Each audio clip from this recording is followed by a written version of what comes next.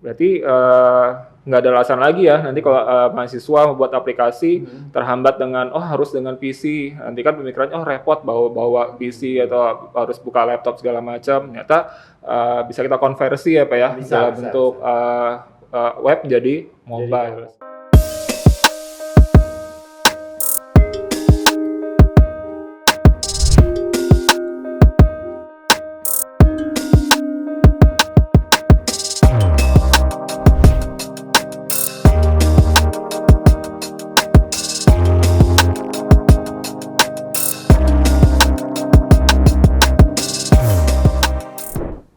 Assalamualaikum warahmatullahi wabarakatuh. Jumpa lagi bersama saya Adi Dwi Putra di channel Kuliah Teknokrat.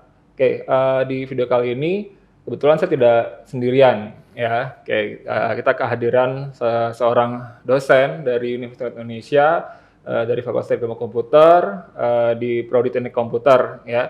Dan sebenarnya sudah tidak asing lagi ya dengan beliau ini. Kebetulan nama juga sama dengan saya nih, sama-sama Pak Ade ya Pak ya.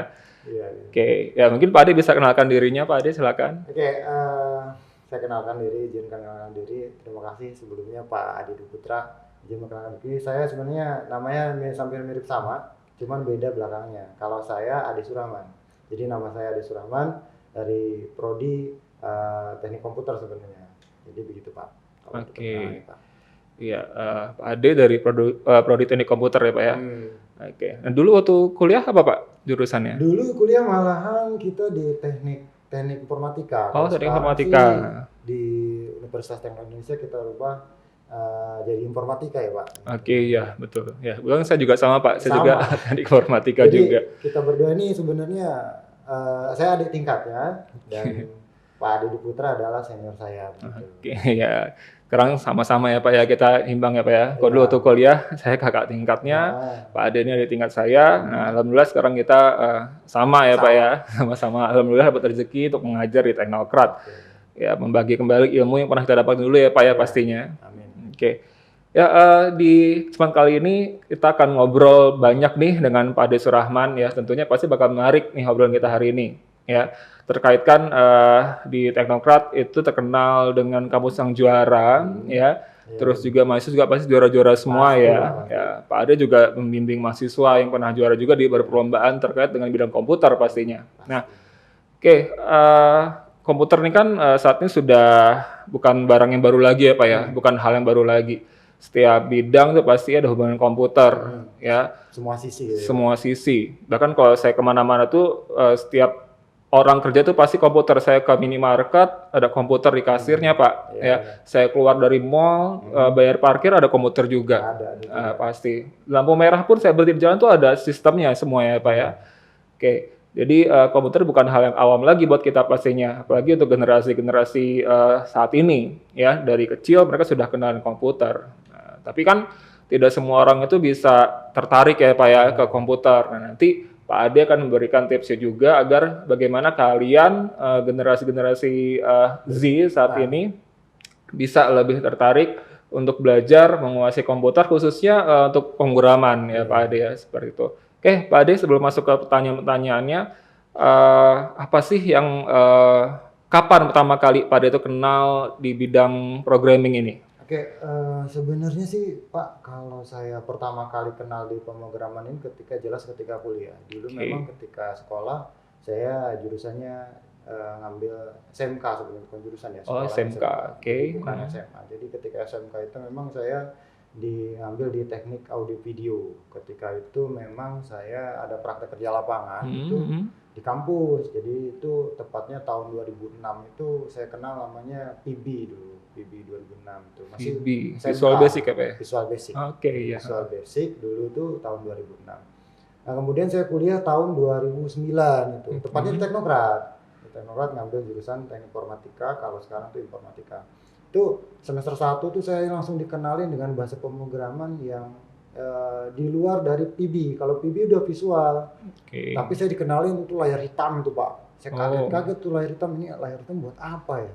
saya perhatiin itu pakai Pascal dulu, kalau dulu Oke, Pascal. Pascal. Tapi sebenarnya sekarang beberapa juga masih ada seperti departemen store tuh masih juga menggunakan pemrograman yang model Pascal itu. Iya, betul. Gitu. Jadi, nah setelah semester 1 itu Pascal, semester 2 itu ketemu C gitu ya. Semester 3 itu barulah ketemu yang namanya PHP, HTML, JavaScript dan sebagainya. Baru berkembang sampai sekarang kita ada fokus di Android gitu, di pemrograman game, jadi makin kemana-mana deh gitu. Awal mulanya begitu Pak. Oh iya, berarti berawal dari zaman kuliah ya Pak ya, diperkenalkan di semester awal dengan tadi bahasa pemrograman yang masih layar hitam, yaitu menggunakan Pascal tadi ya Pak ya. Kalau sekarang nggak ada kayaknya. Sekarang sudah jarang. Jarang. Ya, sekarang basisnya mereka visualnya lebih menarik ya. Oke. Oke Pak, dulu kan kuliah ya Pak ya, dulu kuliah. Terus waktu ketika zaman kuliah, Bapak dulu sempat jadi asisten dosen juga ya Pak ya? Sempat juga itu ketika jadi asisten dosen itu semester 4. Oke, semester 4. Di bawah bimbingannya Pak Adi juga gitu. Jadi saya diundang juga untuk jadi asisten dosen teknokrat, yang kebetulan saya satu-satunya asisten yang nggak pernah ngasisten selain bahasa pemrograman. Oke. Jadi dari pertama aja masuk asisten itu saya ngasisten bahasa pemrograman. Apa itu Pak bahasa pemrogramannya? Bahasa pemrograman yang diampu oleh Pak Agus Wantoro kalau nggak salah, itu masih ingat banget saya. Dengan Pak Agus Wantoro yang sekarang sudah jadi doktor sebenarnya. Alhamdulillah. Pak dosen itu ya. Itu bahasa C. Jadi pertama kali ngasisten saya bahasa C dan terus berlanjut ngasisten web. Nah, di web inilah sebenarnya saya mengemban tugas yang saya senengin sebenarnya, karena saya suka banget dengan pembuatan website ini Pak. Gitu. Oke. Ya. Ya, jadi tadi Pak Adi cerita ya bahwa ketika kuliah beliau pernah berpengalaman menjadi dosen ya. Dan pertama kali langsung mengasihani untuk mata kuliah pemrograman pastinya ya, seperti itu ya. Oke. Nah setelah selesai menjadi dosen kan lulus juga S1-nya Pak ya. Alhamdulillah lulus ya, karena sekarang sudah persiapan untuk S3 ya Pak ya. Oke. Jadi selesai S1 dari informatika saat itu langsung menjadi dosen atau bagaimana Pak setelahnya? Setelah S1 sebenarnya langsung nggak jadi dosen ya, karena kalau untuk jadi dosen kan harus S2 ya. Iya betul. Waktu itu saya diberikan tugas menjadi instruktur, hanya pengganti dosen sebagai instruktur saja sebenarnya. Sambil lanjut Pak itu. Kita lanjut di Jaksel ya, Jakarta Selatan. Oh, anak Jaksel nih ya Pak. Jaksel. Jadi sebenarnya saya anak Jaksel gitu ya, S2-nya anak Jaksel di Jakarta Selatan gitu ya. Yang memang itu ngambil lagi tuh Pak di teknologi informasi itu. Itu. Jadi ketika S1 bahasa pemrograman, bahkan kita kalau misalnya di informatika maupun D3 sistem informasi akuntansi ataupun teknik komputer itu kan kita buat sistem ya Pak. Iya betul. Ya sistemnya itu nanti harus kita kita tampilkan gitu, kita presentasikan, kita pertanggungjawabkan di akhir ketika S1. Jadi kalau pertanyaannya sampai kapan pemrograman saya sering lakukan gitu. Sampai sekarang pun masih senang sih, Oke. Kan udah termasuk hobi juga ya Pak ya. Masuk hobi juga. Iya. Oke, jadi namanya hobi itu nggak akan bisa putus ya Pak ya. Di sela-sela kesibukan kita ya, di sela-sela mengajar ya masih juga ada kesempatan untuk ngoding ya Pak ya. Oke, masih berarti suka ada proyekan juga ya Pak ya? Ada proyekan terakhir itu ya, walaupun ya kita kan ngajak juga mahasiswa ya. Jadi gini, jadi kalau di pemrograman itu sebenarnya banyak sekali proyeknya itu ya. Banyak proyeknya biasanya kalau untuk ini kan apalagi kalau di bidang akuntansi ya. Akuntansi itu sangat banget dibutuhkan ya pemrograman akuntansi itu. Contohnya begini, kalau kita bikin aplikasi kasir ya, kalau cuma penjual beli itu kan harus dicatat dalam akuntansi. Makanya adik-adik yang punya kemampuan bidang akuntansi itu ya untuk dasarnya gitu, dasar-dasar akuntansi itu harus kuat banget. Sehingga ketika nanti membuat desain web gitu, desain web ataupun aplikasi web gitu ya, jadi nanti bisa langsung menerapkan konsep akuntansinya itu Pak. Oke, ya betul Pak. Jadi nggak mungkin kan kalau misalnya kita contoh lah Indomaret, Alfamart ataupun merchant lainnya gitu ya yang menjual itu kan ada sistem akuntansi untuk pelaporan akuntansinya. Tentunya memang itu yang dikejar. Kalau saya terakhir itu saya bikin sistem akuntansi yang baru-baru ini ya. Itu kita ngebantuin itu yayasan untuk pesantren Tumak Nina Yasin di kota Metro, dekat sekali sih dari Bandar Lampung sebenarnya Pak. Jadi itu ada akuntansinya di sana. Di sana tuh terdapat ada jurnalnya, ada buku besarnya, bahkan di situ ada neraca perubahan modalnya. Jadi itu untuk pesantren loh itu. Belum kalau kita yang lain-lain, itu yang lagi saya kerjakan terakhir sih itu untuk masalah akuntansi. Ya, dan pastinya bermanfaat ya Pak ya buat yayasan tadi Iya, ya Pak ya. Oke. gitu. Ya, tadi saya mendengar Bapak bilang bahwa mahasiswa ya itu juga pasti punya project ya terkait untuk tugas akhir atau skripsinya. Ya, apalagi yang tadi Pak Ade juga bilang bidang akuntansi. Mahasiswa akuntansi juga ya harus tahu, harus bisa juga buat program atau aplikasi seperti ya. Nah, ini pengalaman saya Pak ya. Saya itu pernah dapat kesempatan untuk menguji mahasiswa Pak di informasi akuntansi.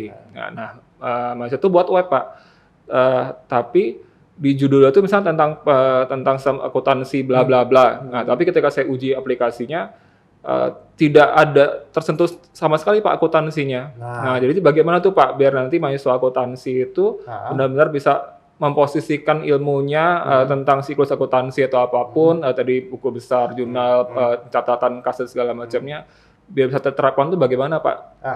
Sebenarnya tipsnya cuma satu sebenarnya. Jadi banyak sekali jurusan yang berfokus di bidang rekayasa pralunak seperti informatika, ada sistem informasi dan lain-lainnya. Tetapi di jurusan akuntansi juga sebenarnya kalian harus mempelajari juga ya. Banyak sekali jurusan informatika yang bisa bikin aplikasi web, tapi mereka nggak bisa bikin siklus akuntansi di dalam aplikasi tersebut. Karena memang mereka tidak punya materinya dan tidak dapat materinya itu.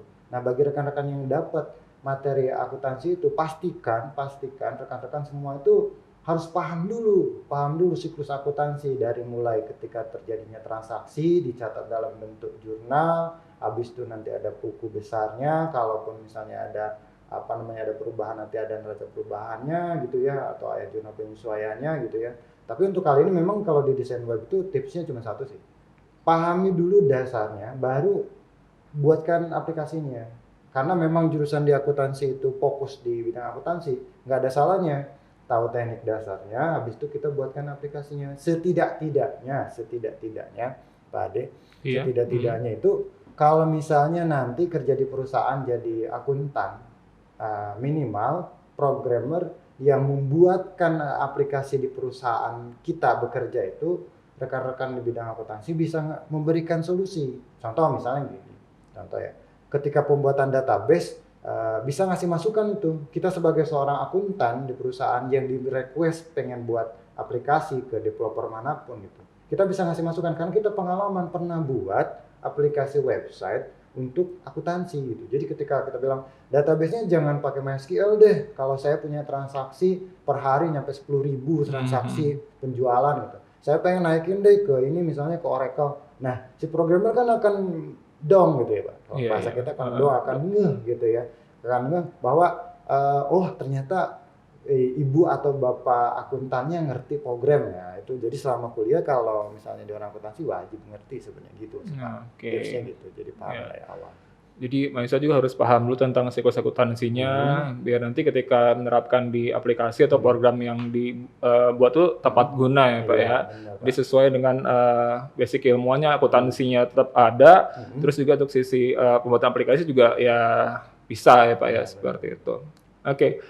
Nah, berarti tadi kan berbicara tentang aplikasi yang bisa dibuat oleh mahasiswa akuntansi ya. Nah, itu biasanya kan banyak ya Pak jenis bahasa pemrograman tuh ya.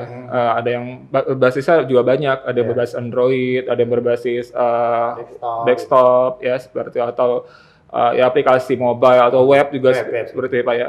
Nah, kalau berbicara tentang basisnya itu sebenarnya yang lebih tepat atau lebih layak untuk aplikasi akuntansi itu yang apa Pak? Bagus sebenarnya. Gini, jadi kalau rekan-rekan juga, kalau Pak Ade juga sebenarnya gini Pak. Apa sih yang tepat aplikasi berbasis apa? Desktop kah? Desktop baik itu Windows maupun Linux maupun Mac, yang pakai Mac ya. Atau berbasis mobile, Android, iOS gitu. Atau berbasis website gitu ya. Mana yang paling bagus? Sebenarnya bukan paling bagus atau tidak bagus sebenarnya. Tapi semua bagus gitu ya? Semuanya bagus sebenarnya. Itu hanya multi platform saja. Bagus atau tidak bagus sesuai dengan kebutuhan sebenarnya. Contoh gini ya, kalau misalnya tokonya cuma satu tempat, berbasis desktop pun nggak masalah. Oke. Tapi pimpinannya yang mau lihat, kepala akuntan dari yang mau dilihat, misalnya lihat transaksi hari ini gitu, dia harus ke kasir itu melihat, nyetakin gitu ya. Harus harus harus harus ke situ gitu. Lalu kalau bagaimana kalau pakai website? Nah, kalau pakai website itu kan erat hubungannya dengan online gitu ya. Jadi si pimpinan akuntan ketika pengen lihat transaksi harian bisa otomatis tuh. Oke. Tapi kan kalau pakai website itu agak sedikit kurang nyaman ketika harus membawa laptop ataupun mau pakai handphone lihat browser gitu ya, agak sedikit harus ketikin URL kan agak sedikit Iya, susah gitu ya. kadang lupa juga ya Pak ya. Kadang lupa. Lebih baik dinaikin lagi ke mobile kan. Nah, itu tergantung kebutuhan. Jadi tergantung kebutuhan sang akuntannya. Tapi yang jelas yang paling umum sebenarnya, yang paling umum ada di desktop sama di web. Rata-rata di situ sebenarnya. Oke. Jadi untuk penerapan aplikasi akuntansi itu lebih banyaknya desktop atau web tadi ya Pak ya. Cuman kalau untuk medianya atau gimana cerita masih bebas ya Pak ya, bisa melalui browser atau juga tadi Pak Ade bilang tanpa mengetikkan URL itu bagaimana Pak? Kalau tanpa mengetikkan URL berarti kan itu pakai aplikasi mobile Android gitu. Jadi kita download aplikasinya dari Play Store, itu banyak sekali ada contoh-contohnya gitu ya. Bisa download dari Play Store, nanti dari Play Store itu kita bisa install. Nah, itu kan nggak perlu ngetikin URL. Kalau website kan kita buka web browser seperti Chrome ataupun Mozilla gitu ya. Tapi gini ya, catatannya, untuk melihat laporan akuntansi itu perlu layar yang besar. Jadi tidak bisa pakai handphone. Bayangkan saja, itu dia harus dinaikin lagi ke tablet. Biasanya di kasir-kasir pun jarang pakai handphone. Kalaupun pakai handphone dia ukurannya lebih besar, misalnya 7 inch gitu ya, nggak mungkin di bawahnya. Karena apalagi untuk melihat laporan siklus akuntansi, ngelihat jurnalnya gitu ya, ngelihat buku besarnya, itu pasti mereka harus perlu layar besar. Makanya itu dia pakai komputer desktop atau pakai laptop yang layarnya yang di atas 12 inch gitu. Itu kelihatan, biasanya akuntan begitulah, mereka pengen lihat nggak mau digeser-geser mereka tuh kolomnya. Iya betul. Dari kolomnya, mereka tuh pengen lihat poolnya. Langsung kelihatan semua gitu ya Pak ya. Supaya kelihatan semua. Berarti untuk satu aplikasi itu kita juga bisa menerapkan berapa device ya Pak ya. Misalkan untuk bagian kasir pakai tablet ya. Nanti itu bagian untuk bagian lain atau untuk pimpinan ya mereka suka yang layar lebar mungkin bisa di PC atau komputer ya atau laporan yang singkat bisa lewat handphone biasa gitu ya Pak ya. Oke, nah, jadi intinya tidak terbatas ya untuk device ya Pak ya.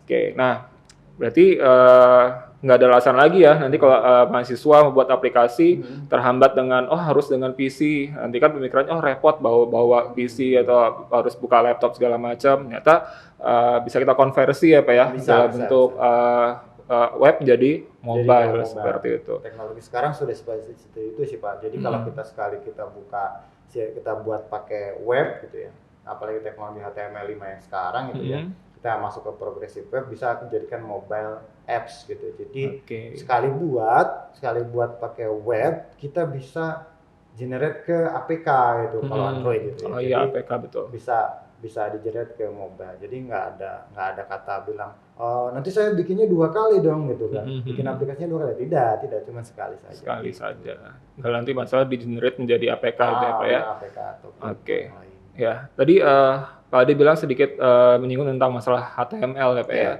Oke, saya dulu pernah mengenal HTML itu ketika SMA Pak.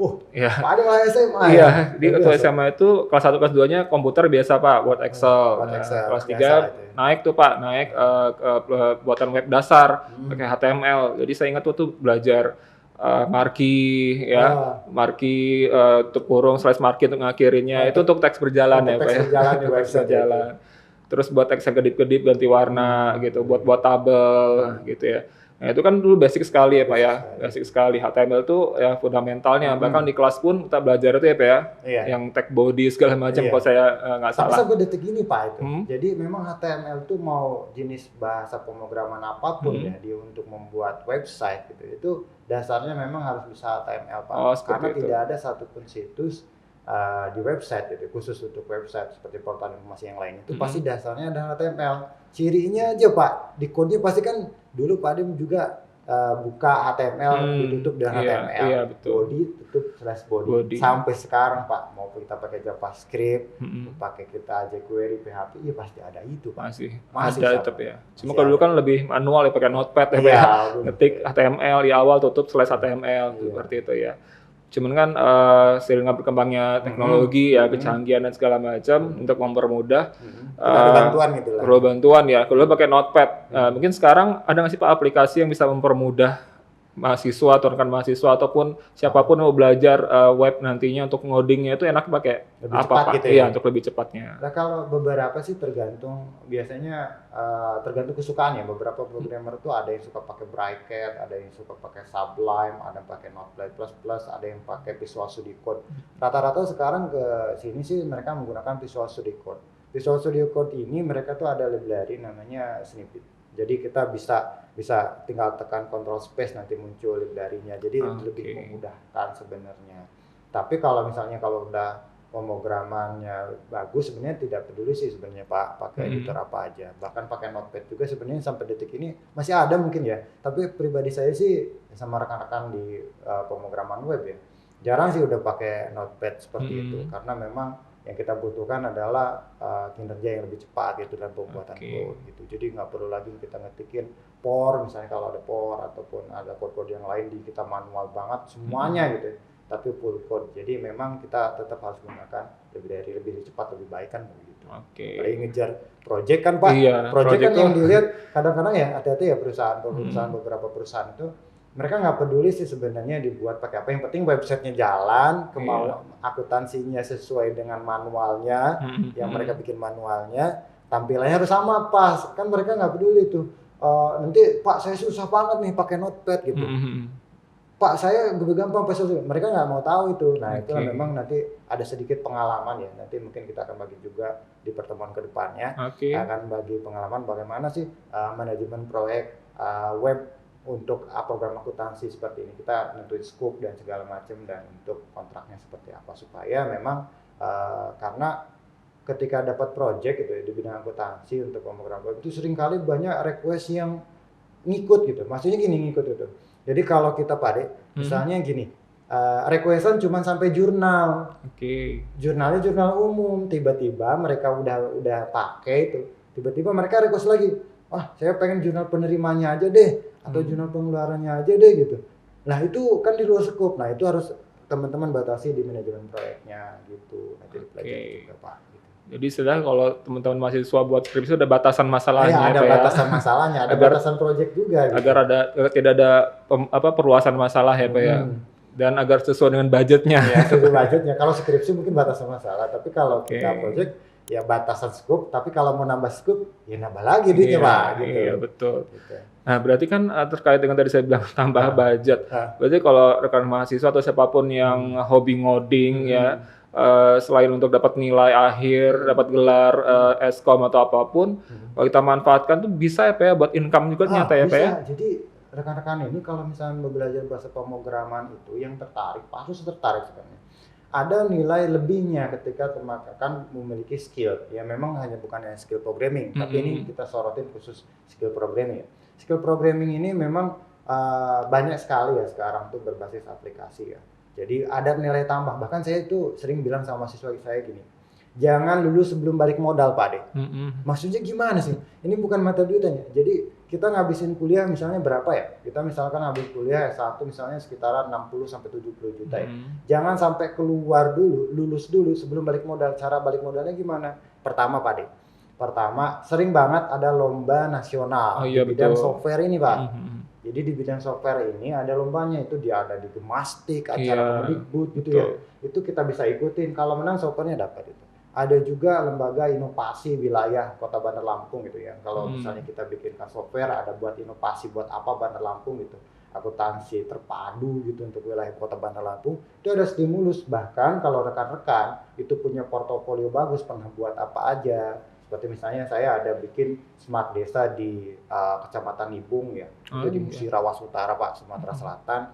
Ada juga di Kecamatan Labuan Meringgai itu Lampung Timur ya, itu di wilayah Lampung Timur itu. Nah ketika kita punya portofolio gitu, ketika kita tawarkan tuh proposal kita ke perusahaan tuh buat akuntansi gitu ya, Ketika kemarin saya ajuin ke yayasan apa pesantren itu pesantren cukup besar loh itu, cukup besar banget itu ya, donasi dari yayasannya ini cukup besar, itu berapa lah, saya angka 3 digit lah dia itu. Wow. Jadi ketika kita sodorkan, kita lihat portofolio itu ada, jadi mereka lebih tertarik gitu. Nah, akhirnya kita bisa mengumpulkan tuh uang pundi-pundi supaya balik modal, supaya kita pas keluar kita memiliki dana yang cukup segar untuk melanjutkan studi atau membuka bisnis misalnya seperti toko yang berbasis akuntansi dan memiliki software gitu, Pak. Nah, jadi nih dengar ya rekan mahasiswa ya, jangan lulus dulu kalau belum balik modal. Nah, Pasti itu kuncinya ya. Oke, ya karena saya dengar cerita juga dari teman-teman yang jadi programmer ya Pak ya. Nah, itu benar-benar menjanjikan ya Pak ya, masukannya ya. Sangat menjanjikan dan luar biasa. Ya, cuman kan semua kembali kepada pilihan hidupnya ya. Apakah yang programming gitu ya, apakah ya mereka kuliah komputer ya karena bingung harus kuliah apa, lulus ya udah ya. Ada juga yang ketika masih kuliah memanfaatkan keilmuannya untuk kayak tadi menambah uang jajan ya Pak ya. Dari kecil-kecilan aja. Nah, nanti kalau udah lulus ya siapa tahu ya biasanya kan kita banyak tekniknya Pak ya. Oh, saya ini punya modal. Saya kenal Pak Ade. Ya, saya bangun software house ya. Ya saya punya modal, nanti Pak Ade aja ngoding ya. Jadi sih nggak terbatas seperti ya. Jadi nggak harus kitanya. Ya, saya ini nggak punya skill, tapi saya punya uang. Nah, saya hire teman-teman saya. Yang penting kita paham dulu supaya kita tidak dibohongi gitu sama bawahan kita, karena kita sebenarnya paham. Yang penting paham kita ngoding itu gimana gitu ya Pak. Kita bikin software itu seperti apa sih lisensi, berapa sih untuk dana yang dibutuhkan, sehingga nanti kalau misal membangun rumah software untuk bidang akuntansi atau apa-apapun itu, kita bisa lebih tahu gitu, gitu Pak. Oke. Nah, tadi saya sempat dengar Pak Adi bilang ada beberapa event ya Pak ya, yang menaungi untuk mahasiswa atau siapapun yang hobi tentang program ya, atau programming, seperti Gemastik, terus ada lomba inovasi daerah juga sebagainya. Nah, untuk Pak Adi sendiri ada nggak pengalaman membimbing mahasiswa atau Pak Adi sendiri mengikuti lomba di bidang tersebut? Iya. Pertama sih dulu saya ngebimbing mahasiswa itu bikin software namanya Protoko. Jadi mempromosikan toko, tapi di toko itu ada barang-barang yang bisa di-request sama pembeli. Jadi pre-order lah Pak, pre-order. Jadi yang sebenarnya belum masuk ke purchasing ya, masih pre-ordernya. Itu namanya Protoko. Itu dilombain di UKSW ya Pak, Salatiga itu. UKSW. Dan alhamdulillah sih sebenarnya mereka ya juara gitu. Oke, alhamdulillah. Thomas dan rekan-rekan. Dan sekarang sampai detik mahasiswa tekno juga Pak? Mahasiswa tekno, pastinya mahasiswa tekno gitu ya. Mahasiswa tekno ini bahkan sekarang Thomas itu jadi programmer sekarang Pak. Jadi programmer di Jakarta. Jadi dari lomba itu dia dapat pundi-pundi. Selain itu memang Thomas juga ada jaringan dan lain-lain dan multi skill ya. Yang kita sorotin masalah pemrograman. Memang pemrogramannya juga cukup bagus rekan-rekan mahasiswa itu. Sampai sekarang sih masih bagus banget ya. Beberapa mahasiswa baru juga sudah mulai bagusin. Nah, jangan sampai ketinggalan tuh Pak. Iya. Ya, senior-seniornya udah bagus, pasti ada tiketnya bagus. Karena kita kan kampusnya saing juara sih Pak. Iya, betul. Pasti bisa. Bahkan setelah lulus juga banyak kita yang ada diterima di beberapa perusahaan di Jakarta, di Bandung, bahkan ada juga yang di Yogyakarta di Gama Tekno gitu ya. Itu beberapa di bidang pemrograman gitu Pak. Gama Tekno itu yang kalau nggak salah yang buat sistem pembelajaran di kampus ini ya Pak? Iya, Gama Tekno itu yang sebenarnya dulu pernah buat juga tuh Pak. Pernah buat juga untuk sistem penilaian untuk mahasiswa bikin di Siakat ya Pak. Siakat kita itu memang kerjasama sama Gama Tekno, dan kita ada mahasiswa juga kita di sana gitu ya. Oke, ya sepertinya memang mahasiswa dari lulusan Teknokrat ini kemana-mana ya Pak ya, sangat meluas sekali ya, sangat meluas sekali seperti itu. Oke, apalagi terkait dengan mereka menguasai program tadi ya, menguasai bahasa pemrograman ya, apapun itu bahasa pemrograman ya Pak ya. Sama mereka ada kesempatan dan mau membuka diri dan mau mencari ini ada perusahaan nih yang butuh jasa programmer dan kita punya keilmuannya, kenapa enggak ya. Karena rata-rata mahasiswa itu banyak yang takut ya Pak ya. Mereka punya ilmu takutnya apa? Takut dimanfaatin kampus nih, ikut lomba sana sini ujungnya kuliah terbengkalai. Itu gimana Pak Bapak menyikapi pola pikir mahasiswa yang dia punya ilmu tapi takut ketahuan sama kampus? Nanti saya sibuk kuliah terbengkalai itu gimana Pak? Jangan, sebenarnya justru itu tadi semuanya. Jangan sampai lulus sebelum balik modal. Untuk membalikan modal itu kita harus cari pundi-pundi dari lomba supaya dapat portofolio. Nah, untuk mendapatkan portofolio itu, di video selanjutnya gitu, di konferensi kita berikutnya kita akan bahas namanya desain aplikasi web untuk memenuhi ini bukunya. Jadi bukunya ini sudah saya buat untuk memenuhi nanti kebutuhan di bidang akuntansi untuk pemrograman webnya. Ini Pak Ade, jadi saya buat buku beserta tim Pak Erlian, Pak Yusra, dan saya dalam desain web ini, dan nanti di sini ada untuk mengembangkan aplikasi web berbasis akuntansi gitu Pak. Jadi itu. Supaya lebih semangat lagi nanti kita praktekkan ini Pak. Oke. Gitu, Pak. Ya, jadi dari buku ini ya yang udah Pak Ade tulis, ini bisa jadi modal mahasiswa ya Pak ya. Gitu. Oke. Ya, baik Pak Ade. Terkait tadi kan mahasiswa itu bebas ya memilih untuk masa depannya ya. Kalau kita bicara tentang pemrograman ya, entah mereka mau jadi programmer atau entah mereka menjadi analisis datanya segala macam, itu kembali kepada mereka ya Pak ya. Nah, kalau tadi kita bicarakan di sini kita fokusnya terhadap pemrograman web ya Pak ya untuk bidang akuntansi. Nah, kira-kira untuk mahasiswa akuntansi yang web itu bukan fokus utamanya Pak ya. Basicnya apa sih Pak yang harus mereka kuasain dari sisi pemrogramannya? Dari sisi pemrogramannya pertama, sebenarnya seluruh bahasa pemrograman itu dasar teorinya adalah dari algoritma dan struktur data. Karena memang algoritma itu kerangka berpikir ya. Karena banyak sekali code ataupun cara di internet yang bisa di searching manual. Tapi untuk logik dan struktur data itu tidak bisa tidak bisa serta-merta bisa semua otodidak. Ya otodidak juga pasti ada gurunya gitu, walaupun itu dari seperti kita ya channel YouTube kita ini gitu ya.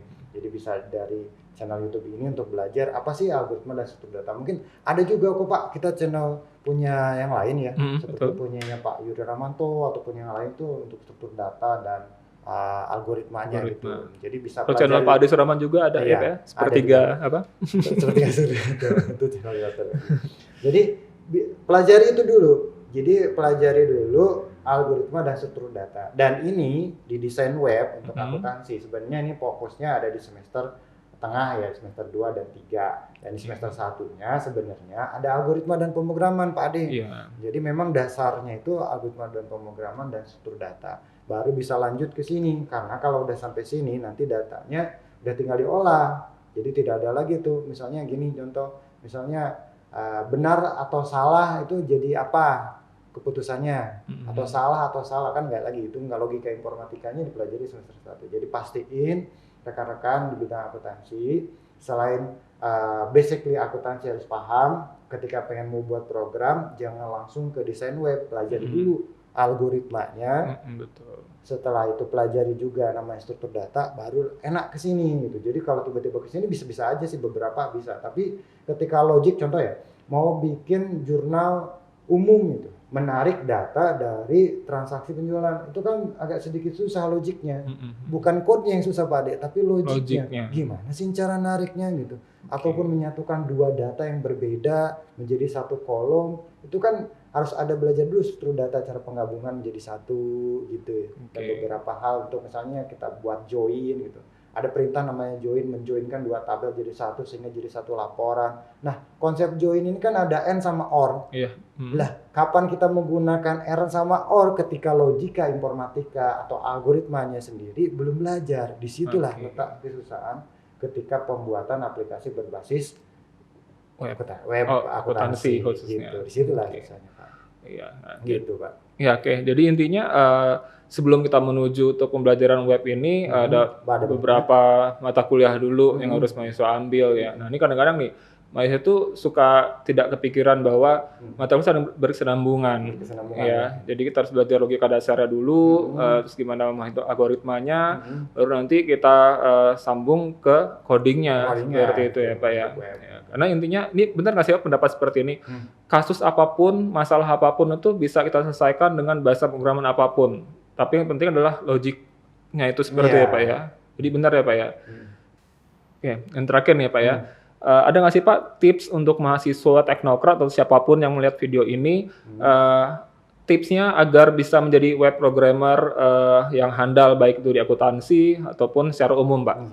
Ya, tipsnya cukup mudah sebenarnya. Rajin belajar untuk teknik dasarnya, algoritma dan pemrograman dan struktur data. Kemudian kalau mau melari ke akuntansi, pahami konsep akuntansinya. Dan untuk fokus di bidang web untuk desain gitu ya. Sebenarnya ada situs rujukan. Itu beberapanya ada nanti di bagian bawah, mungkin video kita akan sematkan ya.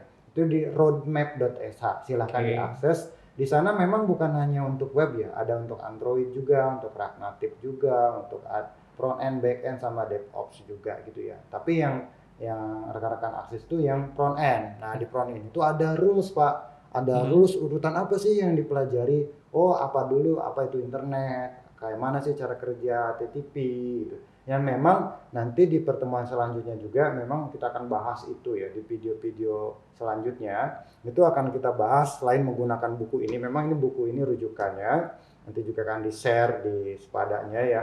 Akan di-share nanti untuk buku ajarnya. Kalau mau cetaknya juga ada di Teknokrat. Kalau mau pesan dari jarak jauh juga ada di Teknokrat. Tinggal menggunakan surel punyanya Teknokrat. Kemudian ya di situ ya, jadi fokus utamanya di situ. Jadi sering-sering juga gabung-gabung di forum-forum untuk pemrograman gitu ya, seperti Stack Overflow dan yang lain sebagainya gitu Pak.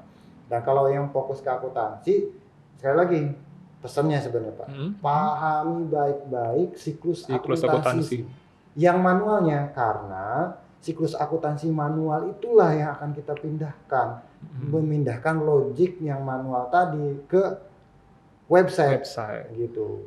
Itu yang harus kita pahami Pak, itu tipsnya.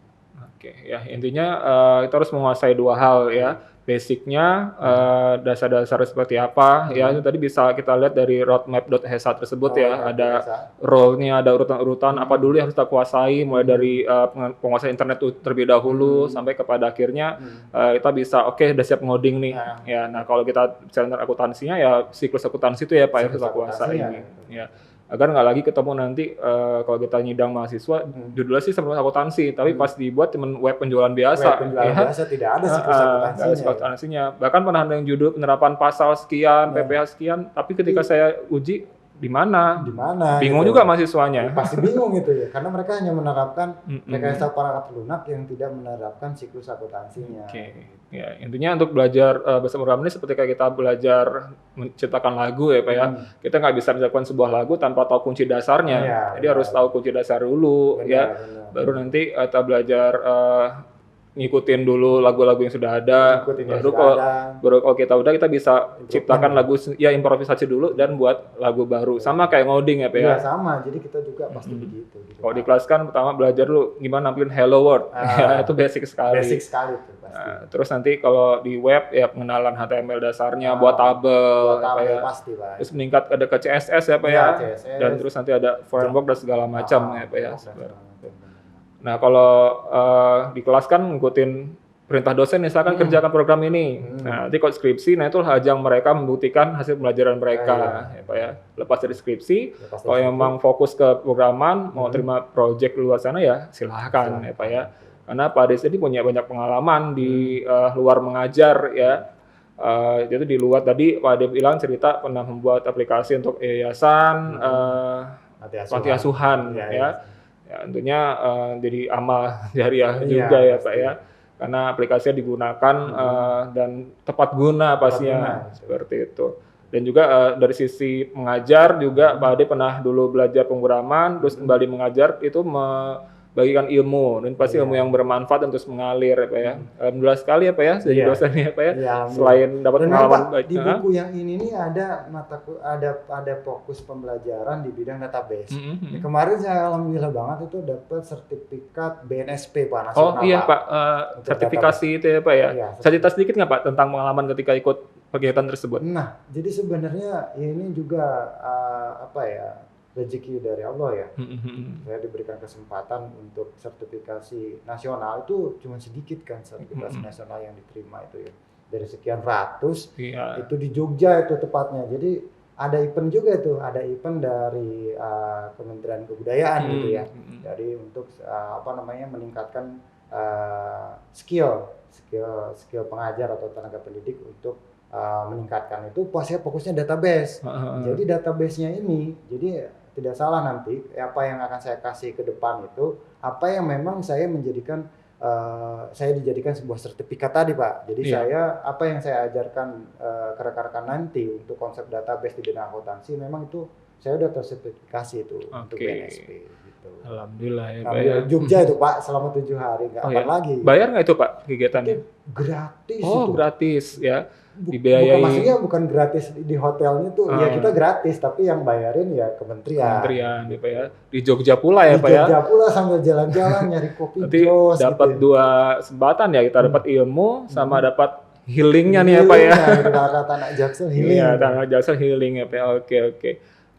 Nah ketika di Jogja kemarin itu 7 hari ya Pak ya. 7 hari itu. 7 hari. Nah yang saya dengar juga Bapak sempat cerita ke saya di sana Bapak dapat privilege untuk tidak ikut pelatihan ya Pak ya. Ya, Nah itu kenapa Pak? Ceritain. sebenarnya saya tuh tidak ikut pelatihan secara full ya, karena ketika saya masuk ke sana, tapi memang ada beberapa rekan-rekan itu yang ikut langsung. Kalau saya tuh pas datang, ternyata apa yang saya pelajarin itu selama saya di Lampung, yang dijadiin sertifikasi itu, yaitu gitu. Sehingga ketika hari pertama itu ditanyain, ada yang sudah punya pengalaman buat software seperti ini, wah saya sudah, saya bilang, wah kalau sudah berarti apa yang harus Bapak kita pelajarin gitu kan. Nah akhirnya kata panitia, ya udah untuk hal ini healing aja dulu, soalnya udah pada paham kata dia. Oke. Nah itu jadi di pertemuan berikutnya baru ditambahin seperti database untuk misalnya kayak Postgres gitu ataupun ditambahkan satu lagi framework Laravel gitu ya. Yang sebenarnya memang database sama framework itu kita udah juga pelajari di Teknokrat gitu ya. Oke, Jadi iya. lebih mudah untuk mendapatkan sertifikasi skala BNSP untuk Badan Sertifikasi Nasional Indonesia gitu. Oke. Itu sih Pak ceritanya Pak. Nah, jadi selain kalian bisa menguji coba kemampuan di bidang program dengan membuat aplikasi ya, deskripsinya atau terima project dari luar, kita juga harus bisa menguji kemampuan kita ya Pak ya, apa kita kompeten atau tidak di bidangnya. Nah tentunya banyak lembaga-lembaga sertifikasi yang nanti bisa menaungi ya, ada desain grafis juga ada database ada, e-commerce ada, dan banyak pastinya ya seperti itu. Jadi biar kemampuan kita itu diakui ya Pak ya, bahwa kita kompeten di bidang tersebut. Oke. Saya rasa cukup ya Pak ya untuk bincang-bincang kita, untuk obrolan kita yang pastinya sebenarnya banyak hal yang mau saya tanyakan ya Pak ya.